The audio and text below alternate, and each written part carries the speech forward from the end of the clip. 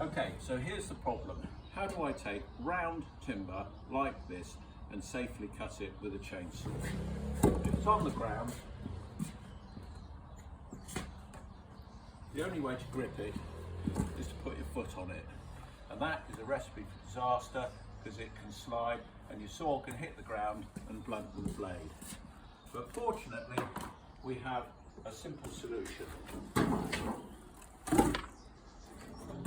Take the standard wheelbarrow, turn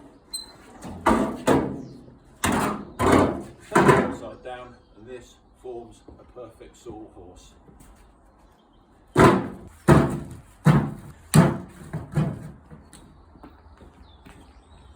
And the secret is a piece of rope cut and formed to a loop about waist height. Put it over the front of your wheelbarrow, drape it over the back,